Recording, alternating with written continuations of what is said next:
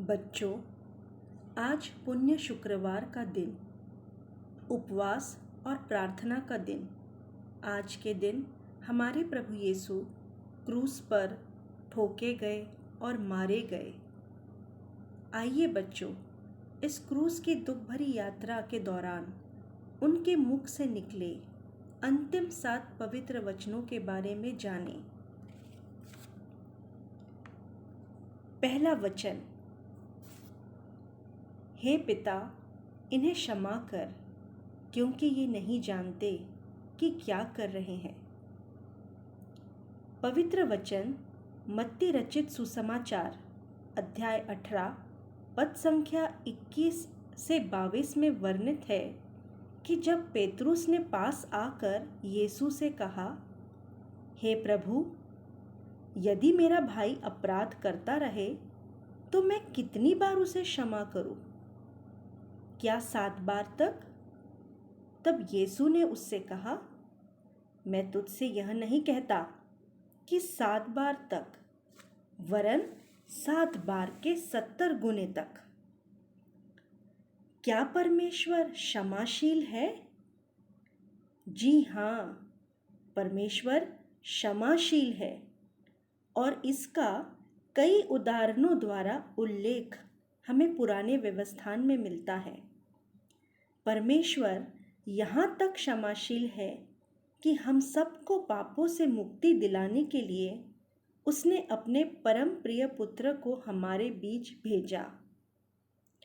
योहन अध्याय 3 पद संख्या 16 हमें बताता है कि परमेश्वर ने जगत से ऐसा प्रेम किया कि उसने अपने इकलौते पुत्र को इस संसार में भेजा, ताकि जो कोई उस पर विश्वास करे उनका नाश न हो, वरन अनंत जीवन प्राप्त करे। अपने पिता से उन पापियों के लिए जिन्होंने उसे क्रूस पर लटका दिया, क्षमा याचना करने वाला प्रभु यीशु कितना महान है। हमारी मुक्ति के लिए क्रूस पर मरण स्वीकार करने का जो महान कार्य उन्होंने किया, उसी के द्वारा वो हमारे प्रति अपना अनमोल प्रेम दिखाते हैं। बच्चों, हम सब प्रभु यीशु में विश्वास करते हैं, इसलिए पिता परमेश्वर और यीशु द्वारा सिखाए गए इस महान गुण को हम जीवन में अपनाएं, क्योंकि परमेश्वर हमारे अपराधों को क्षमा प्रदान करता है। इसलिए हमें भी दूसरों के अपराध क्षमा करने चाहिए और ये कभी ना पूछे कि कितनी बार। बच्चों, हमें छोटी छोटी बातों से चिढ़ना नहीं है। आइए बच्चों, प्रभु यीशु के क्रूस पर से कहे गए इस पहले वचन पर मनन करते हुए हम ईश्वर से क्षमा जैसा सर्वोत्तम गुण मांगे। आमीन। दूसरा वचन, मैं तुझसे सच कहता हूँ कि आज ही तू मेरे साथ स्वर्ग लोक में होगा। परमेश्वर ने अपनी सुंदर रचना में मनुष्य को सबसे सबल बनाया। उसने मनुष्य को अपने प्रतिरूप बनाकर उसका उद्धार किया और उसे बहुत से अधिकार दिए। परंतु मनुष्य ने क्या किया? उसने परमेश्वर की आज्ञा का उल्लंघन कर घोर पाप किया। हम सब कमज़ोर हैं और अपने पापों की क्षमा मांगते हुए अपने प्रभु से पाप स्वीकार करते हैं, किंतु निरंतर पापग्रस्त हो जाते हैं। पवित्र वचन हमें याद दिलाता है कि अगर हमें अपने जीवन में उद्धार पाना है तो उसका एकमात्र एक ही उपाय है, हमारे पापों का प्रायश्चित, सच्चे हृदय से पश्चाताप करना।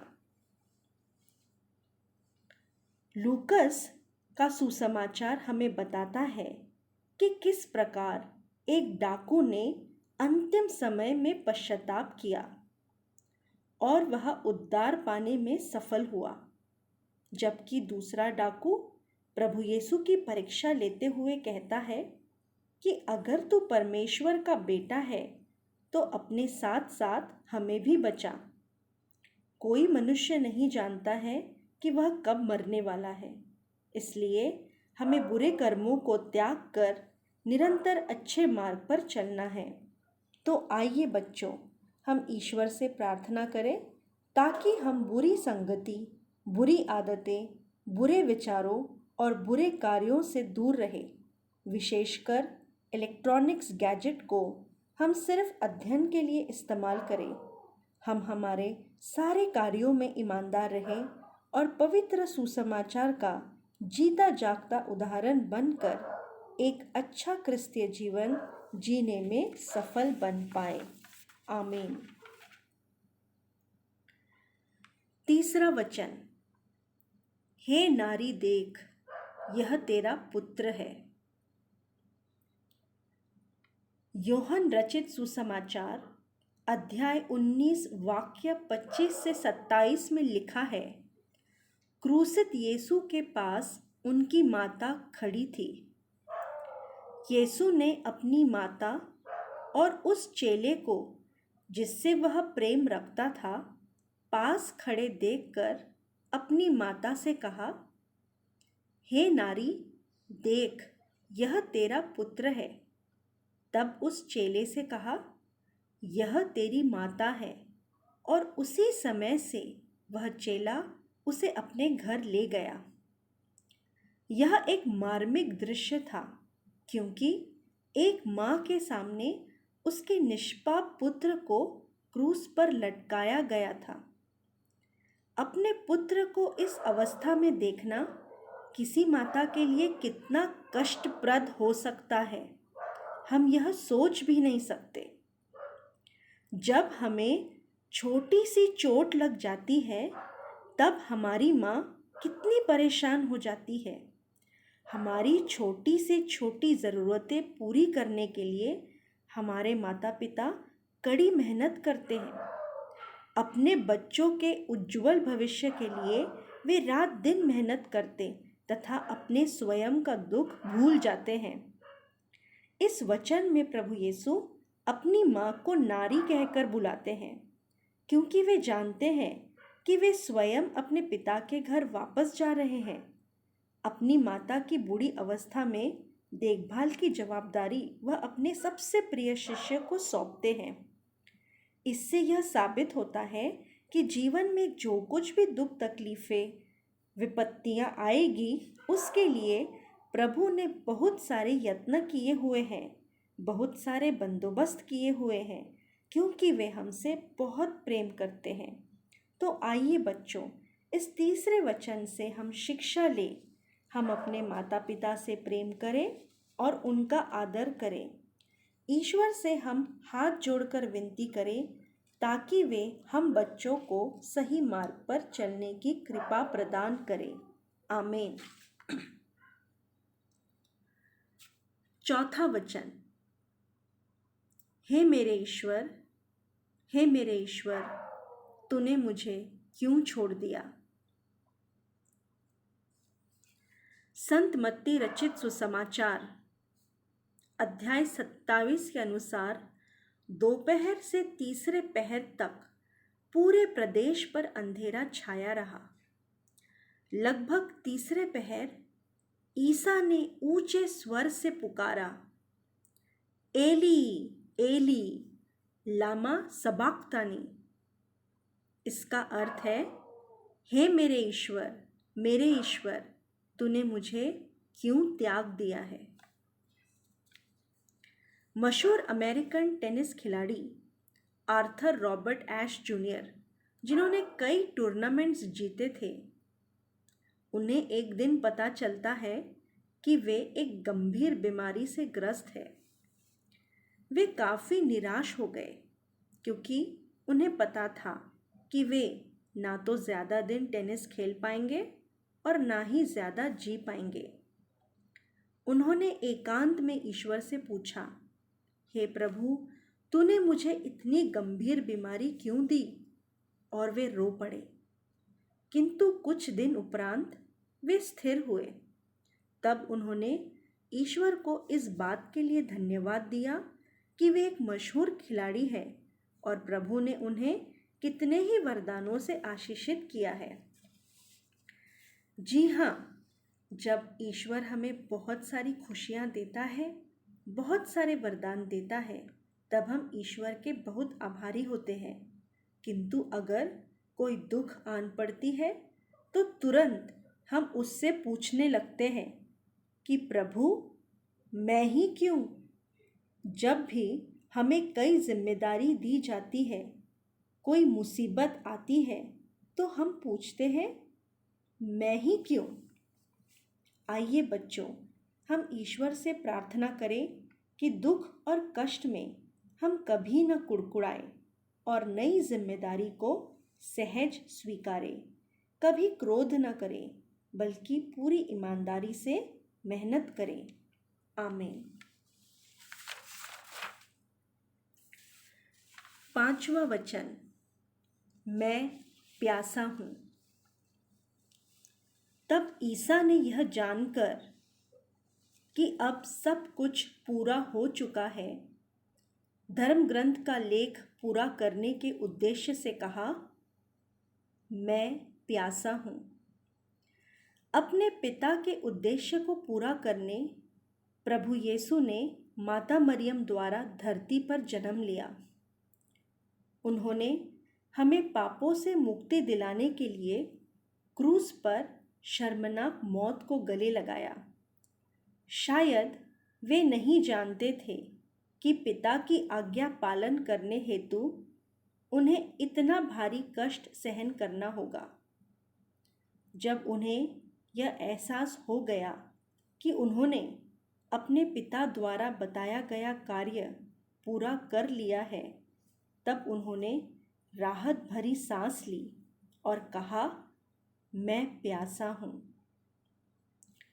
क्या कभी आपने सोचा कि जब भी हम अपने कार्यों को पूरा करते हैं और थक जाते हैं, तब हम पानी पीते हैं। आज के दौर में जीवन यापन करने के लिए कठिन परिश्रम करना पड़ता है।